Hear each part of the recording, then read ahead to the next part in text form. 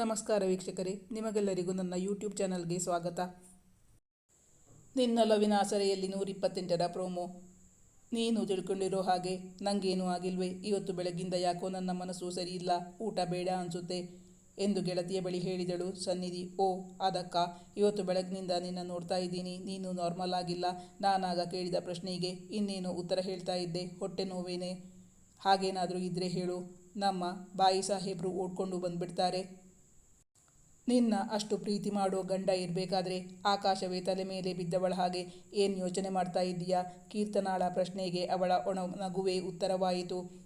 Please ಕೀರ್ತನ, ನೀನು ವೇದಾಂತ್ಗೆ ಏನು ಹೇಳಬೇಡ. ಪಾಪ, ಅವನು ಮಾವಂಗೆ ಆಕ್ಸಿಡೆಂಟ್ ಆದಮೇಲೆ ಕಳೆದ 1 ತಿಂಗಳಿಂದ ಅವನ ಬಿಸ್ನೆಸ್ ಕಡೆ ಸರಿಯಾಗಿ ಗಮನ ಹರಿಸೋಕೆ ಸಾಧ್ಯ ಆಗಲಿಲ್ಲ.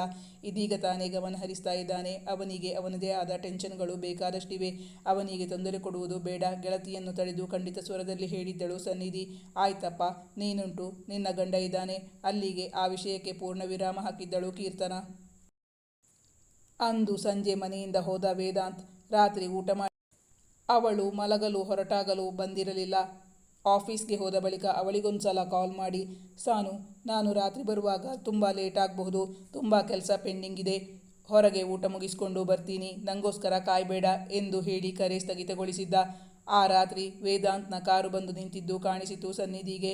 ಅವಳು ಅತ್ಯುತ್ಸಾಹದಿಂದ ರೂಮ್ನಿಂದ ಹೊರಬಂದು ನೋಡಲು ಅವನ ಕೈಯಲ್ಲಿದ್ದ ಮನೆಯ ಕೀ ಬಳಸಿ ಡೋರ್ ಲಾಕ್ ಓಪನ್ ಮಾಡಿ ಬಂದವನ ಕೈಯಲ್ಲಿ ಡ್ರಿಂಕ್ಸ್ ಬಾಟಲ್ಗಳನ್ನು ಕಂಡಾಗ ಅವಳು ತುಂಬ ಆತಂಕಗೊಂಡಳು.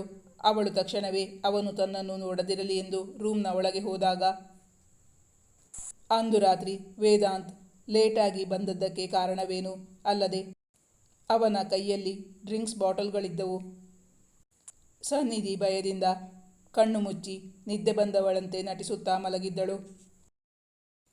ಮುಂದಿನ ಸಂಚಿಕೆಯಲ್ಲಿ ವೀಕ್ಷಿಸಿ.